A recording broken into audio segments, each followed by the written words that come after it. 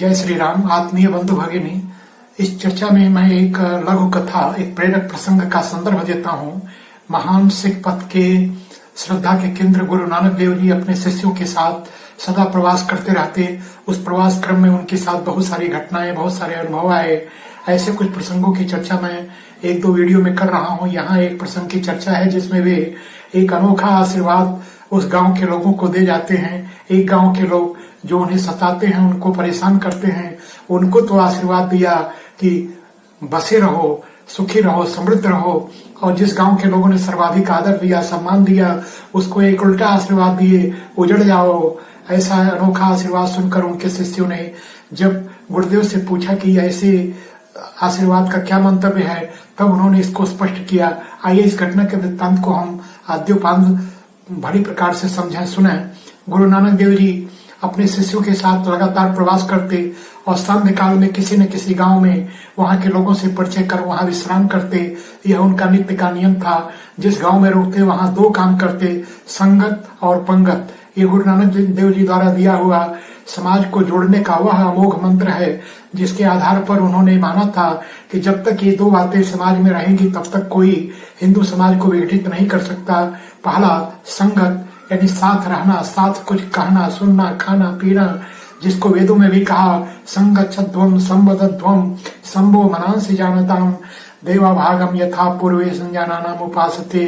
साथ चल सहनावतु सहनौ भुनक्तु सह वीर्यं करवावहै तेजस्विनावधीतमस्तु मा विद्विषावहै। साथ कर्म करने की अविजिगीषु वृत्ति, ये पहला उनका सूत्र था। साथ चलना, साथ रहना, साथ मिलकर काम करना, ये साथ साथ का जो एक महान संदेश उन्होंने दिया। और दूसरा पंगत। पंगत माने साथ खाना पीना। जब हम कुछ आहार ग्रहण करते हैं, साथ खाते पीते हैं, तो हमारा परस्पर लगाव होता है, प्रेम होता है। तो गुरु नानक देव जी ने ये दो बातों को समझा। एक गांव में वे शाम को पहुंचे।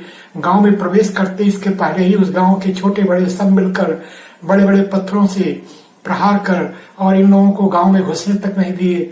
बाध्य होकर भूखे प्यासे गुरु नानक देव जी के साथ ये सारे शिष्य एक बागीचे में जैसे तैसे जीवन बिताए। पास के कुएं से अपने पात्रों से जल निकाल कर, जल पान कर, और इस प्रकार वह रात बिता लिए। लेकिन नित्य की भांति वे जो कौतूहल बस गांव के लोग पास आए, उनको उन्होंने आशीर्वाद दिया, आप बसे रहिए, सुखी रहिए, समृद्ध रहिए।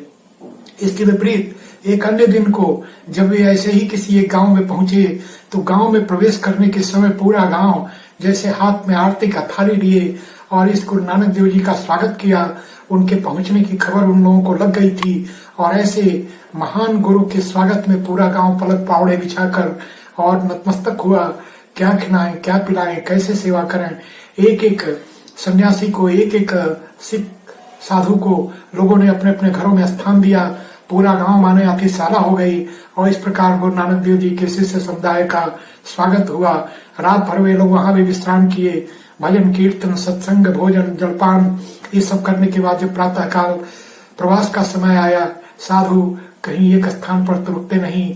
वे जैसे ही उस गांव से अब विदा लेने को हुए, गुरु नानक देव जी ने एक अनोखा आशीर्वाद दिया, उजड़ जाओ। यह आशीर्वाद सुनकर शिष्य समुदाय चौंका। उन्होंने बाद में गुरु नानक देव जी से पूछा कि इस आशीर्वाद का क्या अर्थ है।